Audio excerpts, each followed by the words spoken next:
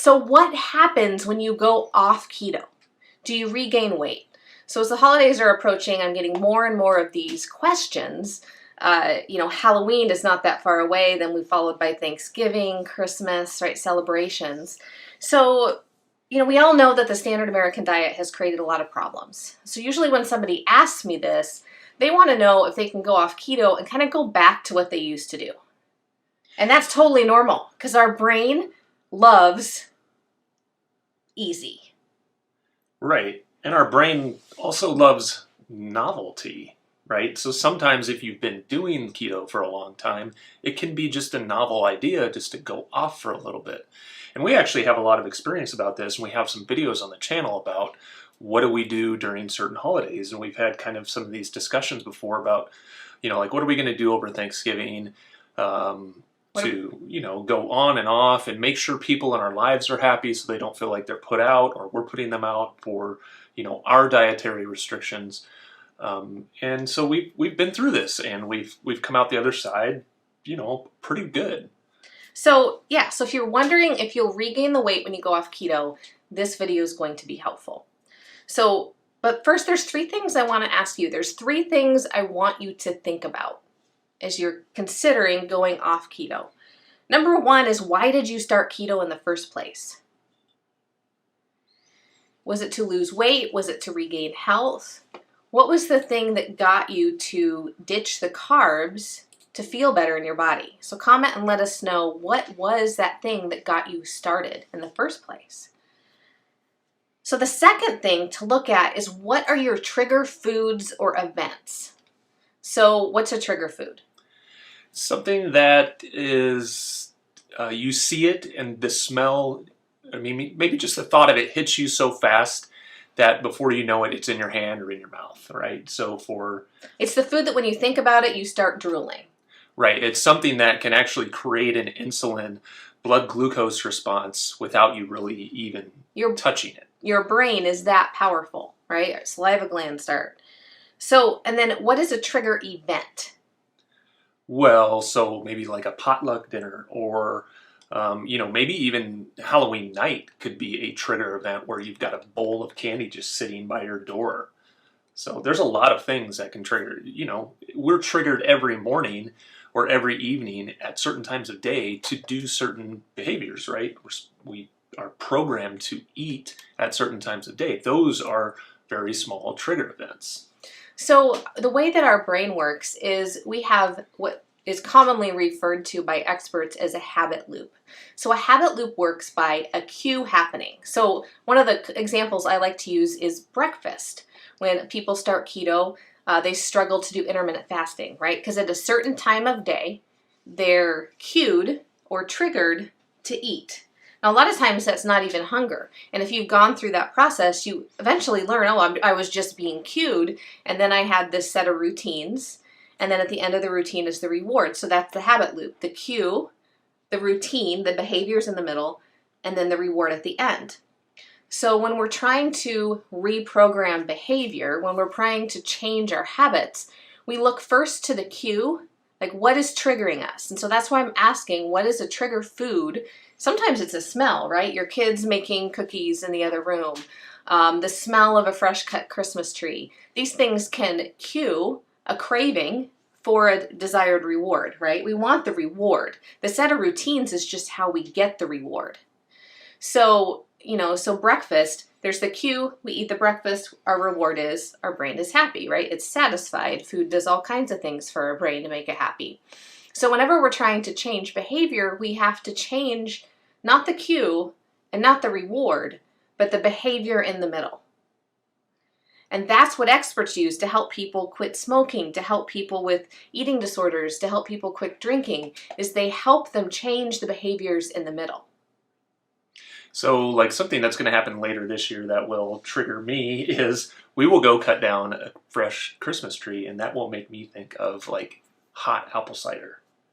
Yeah, so that is a triggering event. So to break that loop, I will take something with me that is healthy, that kind of... That is special. Right, that's special, that's novel, to insert into that loop as a different behavior so that when I get to, where we go to pay and they have the hot apple cider, I won't feel like I need to have it. That's actually why I made the hot cocoa mix last year. Do you remember? I think You so, had yeah. that. You're like, I don't want that cider because they have it, right? And you're like, I just want something special. And so I made up the keto hot cocoa mix, and you can find the recipe right here on this YouTube channel. So check that out. That's so that it's about new behavior, right? So Right. now it's preparing. It's okay. I'm going to be facing this thing, and I know that this is going to happen. So I'm going to insert these new behaviors. So our new tradition will be we make our keto hot cocoa and we take it with us and we get to sip on that during the experience of cutting down the Christmas tree. So do you see how that works? So that's why I'm asking you, what are your trigger foods or events? And I really want you to think about this because so often what happens when we've been on the keto diet is there's all this built up FOMO. There's all this built up fear of missing out, and we haven't gotten to eat all these foods. And so sometimes what happens is the brain kind of goes, I'm not going to eat all those keto foods. I'm going to go and do this deep dive into carbs, all the things I've been missing out on, because it creates this big abyss. And this mentally, right? It's just a mental thing, but you think you've been missing out on all of these things. So that's something to be aware of when you consider going off keto.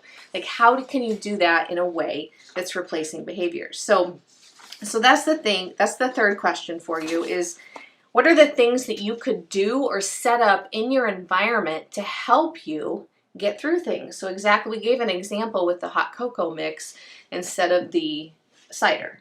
Right? So, the thing I don't want to happen is for you to get stuck yo-yo dieting. Having to go on this, that, up, down. It can be, detrimental to your health, to you mentally. And long-term weight loss always requires behavior change. And so that's what the 90-day challenge is about, right? Is just designing these new behaviors, learning how to, interrupt these habit loops with better behaviors. And we're taking them, like we said, 30 days at a time so that you can practice and get those habits that you want to work on or establish, really established, entrenched before we move on to the next thing. Because if you can have 3 brand new habits or 2 good habits and you've gotten rid of one habit at the end of this year, you won't even have to think about next year, what's my New Year's resolution. You won't even need to do that because you'll have already laid all of that groundwork, and you can just continue on the path in 2021 and forget about the anxiety that comes with, the thoughts of, oh, let's do a New Year's resolution. That sucks. So to answer the question, will you gain weight when you go off keto? The answer is it depends. Because when you go off keto, will you return to the old habits? Because along with old habits come old consequences, right? The consequences of eating the standard American diet, all we need to do is look around. Having just traveled and been on vacation, the obesity epidemic hasn't gone anywhere. It's still here. We just don't see it as much because we're not out as much right now. So, but there's good news. You don't have to go down this path. You can switch to maybe a more lenient approach to keto. So low carb is really anything under 100 grams of carbohydrates. So you could maybe you're eating 20 to 30 carbs now. Well, maybe you could boost that to 50. Maybe you could introduce a few things every once in a while as a treat that bumps your carbs up to maybe 60 grams a day. So maybe you could stay low carb and just enjoy some new variety. Yeah. The thing is, you are probably going to notice some weight gain in, if you stay off for about a week, you're probably going to notice some weight gain around day 2 or 3. And a lot of times that's just you're starting to retain more water, because one of the things about keto is we don't hold on to as much intracellular, intramuscular water as we do when we're on a high carb diet. So that will, increase your weight in the immediate term. Yes. But we have done this where we go off for a little while and come back on, and that weight typically goes away very rapidly once you return to keto. But it's about having those good behaviors, those good habits that you can just fall back on very quickly that allow that weight that you gained to come right back off. Right. In the end, the decision is yours. I just want to encourage you not to get complacent and check out of your dietary habits, because what I see happen so often is the complacency just sets in.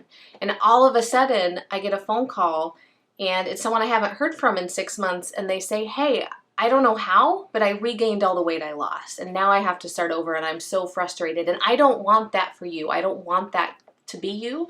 So I hope we gave you a little bit of tough love, a little bit of encouragement. But in the end, you have to make the decision, because no one's going to do the work of building your health except for you. You were the only one who lives in your body. You're the only one who knows how that feels.